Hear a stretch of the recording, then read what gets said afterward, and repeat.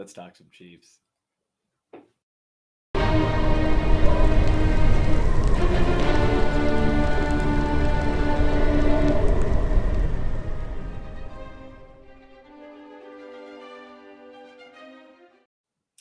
Welcome to Monday Morning with the Chief of the North. I am Seth Kaiser here on RGR Football. I am the Chief of the North, Minnesota Chiefs fan, or I guess you could just say fan of the now 2 times in the last 4 years Super Bowl champion Kansas City Chiefs. What a time to be a Chiefs fan. Life is good. All this year, I've come to you on Mondays and talk to you about what I think the biggest storylines of the week are. Obviously, this week, there's too many storylines to talk about in just one video, but we're going to just celebrate just together for a little bit the fact that the Kansas City Chiefs are the 2022-2023 Super Bowl champions. I've already written about it on my my Substack, the Chief of the North newsletter, and I wrote about Andy Reid to start off with for a few reasons that I'm going to get into first. I wrote about Andy Reid's legacy and some of the things that he did. This one's actually unlocked for anyone to read. It's a celebration, and we'll get to that in just a minute. There's so many things to take away. I'm going to write so many articles about that game. I'm going to write about, obviously, Patrick Mahomes. I'm going to write about Travis Kelce's early game dominance.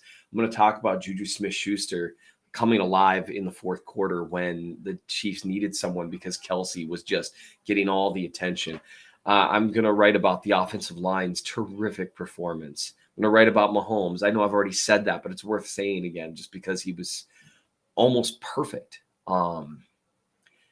In tough circumstances with a bad ankle, Mahomes pitched very close to a perfect game against a great defense. And it just can't be overstated. I mean, we'll talk about it a lot, but I mean, it's just so funny because what I usually try to do is I come in with some notes about the most important things. But there's just so much from this game, so many things to take away. And often starts with like the name of a player, like Kadarius Toney making some huge plays, Sky Moore getting his first touchdown at a pivotal moment on what was basically a whip route called before the snap. Andy Reid, borrowing some stuff that he'd seen work previously. Just so many great storylines. Isaiah Pacheco being the hammer that the Chiefs needed. Jerick McKinnon making multiple really heady plays. I mean, you get to the defensive side of the ball, and obviously the Eagles did a ton of things all night, but the Chiefs picked up just enough stops. And that's kind of the funny thing. It sounds like a weird way to frame it when you talk about what was a shootout. But, Nick Bolton, who will never stop being in the right place at the right time. Chris Jones taking up attention all night and helping the Chiefs at just a few moments provide just enough pressure to blow up some plays and take away a few shots when they were winning shot plays down the field. Juan Thornhill knocking down a crucial downfield pass. I mean, yeah, the Eagles put up a ton of points. And so it'd be really easy to say, oh, the defense stunk. No, the Eagles were just brilliant. They just played a terrific, terrific game. And every stop had to be earned. And one thing the Chiefs defense did that helped wind the game down was they made them earn it. Every yard, for the most part, had to be earned.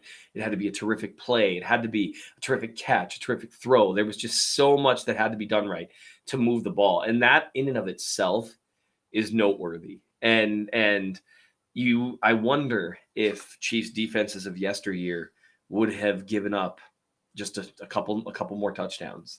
Having just enough juice to make things happen.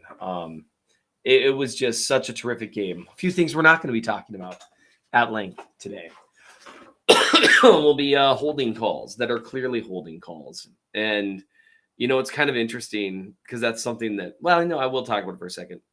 There's a lot of conversation about Bradbury's hold of Juju Smith-Schuster, which, hey, hat tip to Juju Smith-Schuster. He won the route on a whip route. He was going to be open. Well, it wasn't really a whip route because he was going to take it deep. But so he was going to come open. Bradbury held. There's an argument to be made.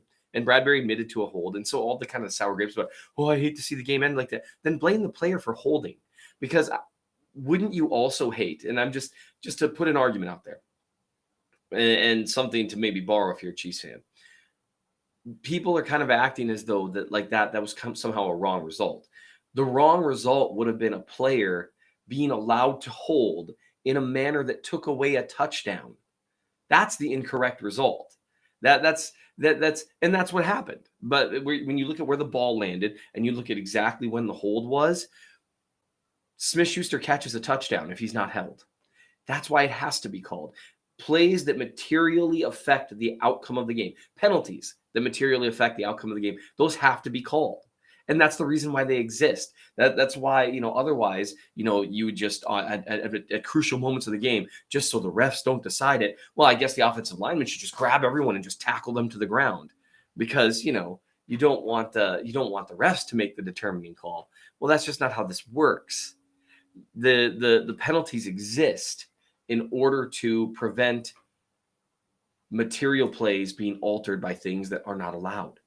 Now, something that people should be talking about is the fact that Bradbury should have had the situational awareness to understand that being beat for a touchdown is worse than holding. And that's what he should have done. And that's why I think he admitted afterwards that he was holding, simply because he understood that was the worst possible result. What he should have done when Smith-Schuster beat him on the route was let it go, because the Eagles actually would have been in a better position giving up a touchdown in that moment, because they would have gotten the ball back at least and had their destiny in their own hands, as opposed to what actually happened, which giving up that first down, that's literally worst case scenario. The throw was into the end zone. It's worst case scenario is that you give up a first down, not a touchdown. So it's just something interesting, just a few notes on the whole penalty thing. There's so much to talk about with Patrick Mahomes. Like I said, we're going to talk about him. But I started the week writing about Andy Reid, and there's a reason for that. This win, it puts him, in my opinion, and it shouldn't matter, but it does. It puts him in the conversation for the Mount Rushmore of greatest coaches that have ever played or that have ever coached in the game. And the second half that he called against the Eagles was borderline flawless. Just some of the things that he did.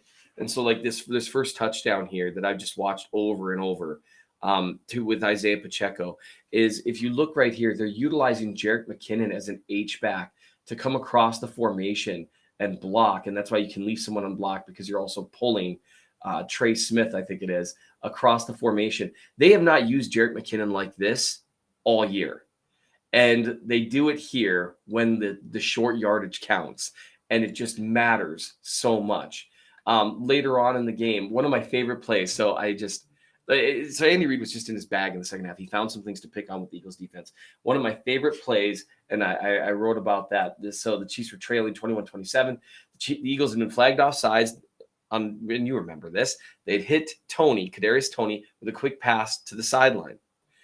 And the Eagles, they jumped all over it. And I think it would have gained some positive yards, but it was offsides. So what Reid does is he calls a play that looks virtually identical, except this time it's just a fake. He knows they're going to be thinking about it, and he gets that cheap, easy yardage to Juju Smith-Schuster. He was just playing mind games with the Eagles at a certain point. And then, of course, everyone knows about the Kadarius Toney touchdown. You see him right here, essentially running a whip route with half of the route being prior to the snap, which is just an incredible thing and not something you see a whole lot of.